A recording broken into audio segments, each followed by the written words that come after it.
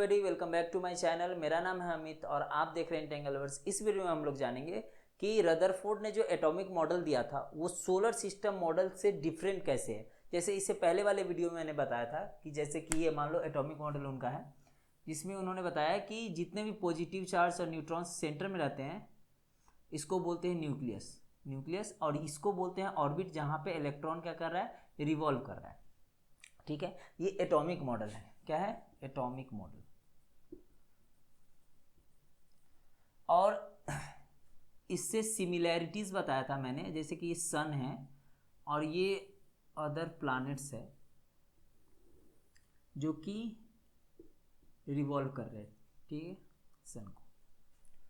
ये solar system model है। क्या है? सोलर सिस्टम है।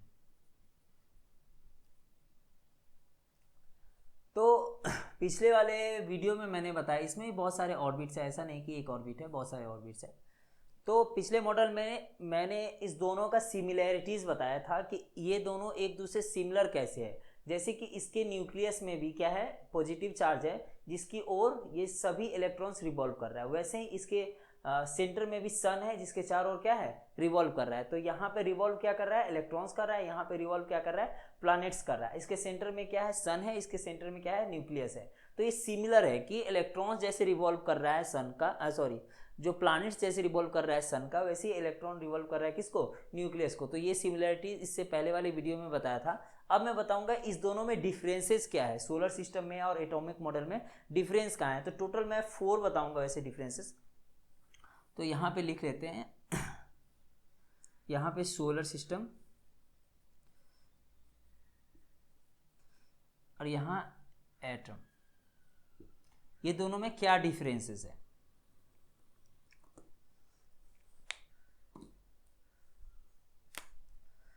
तो फर्स्ट जो डिफरेंसेस है, सोलर सिस्टम का साइज क्या है, बहुत बड़ा है। साइज ऑफ प्लैनेटरी ऑब्जेक्ट्स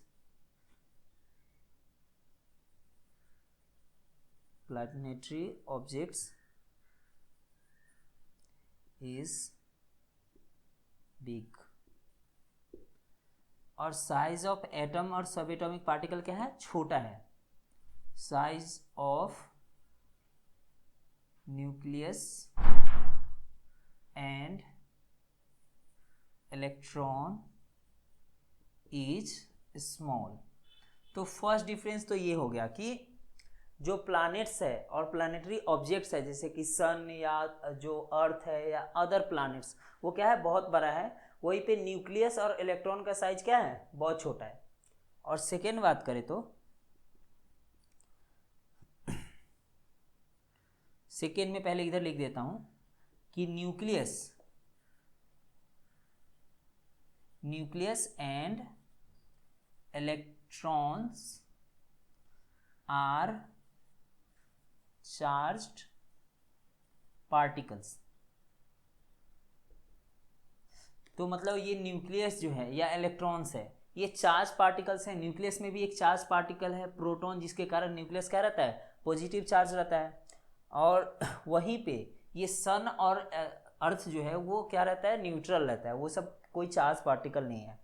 तो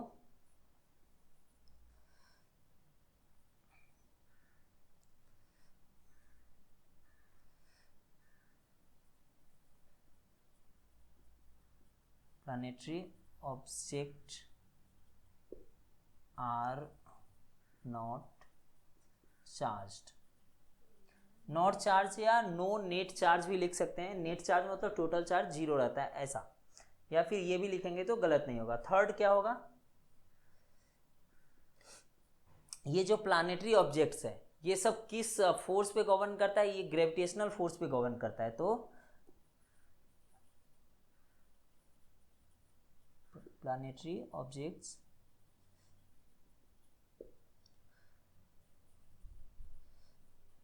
govern on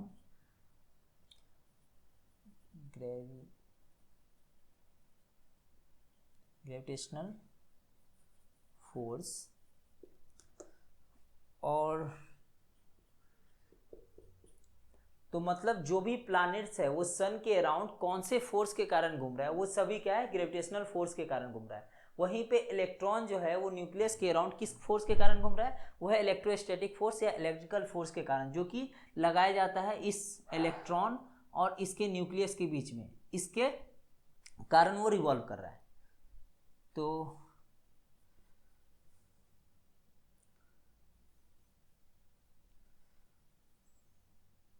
the atom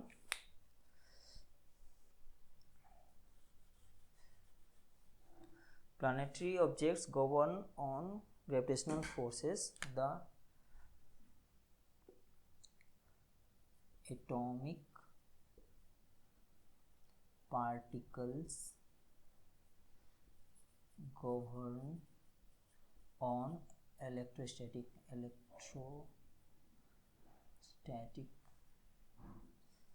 forces।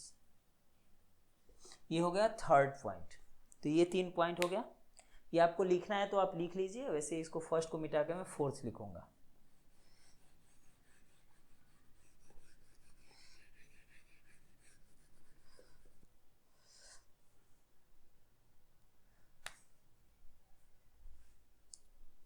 तो फोर्थ पॉइंट क्या है कि सोलर सिस्टम मॉडल में किसी एक ऑर्बिट में, मतलब किसी एक पार्टिकुलर ऑर्बिट में कोई एक ही प्लैनेट जो है वो रिवॉल्व करेगा। वही एटॉमिक जो ऑर्बिटल है या एटॉमिक स्ट्रक्चर है उसमें उस एक ऑर्बिट में एक से ज़्यादा 2 या 4 या 6 उससे भी ज़्यादा 8 भी इलेक्ट्रॉन्स क्या कर सकता है, रिवॉल्व कर सकता है। तो ये भी डिफरेंस है। ये 4 डिफरेंस क्या है in solar system model. In solar system model only one planet can revolve in one orbit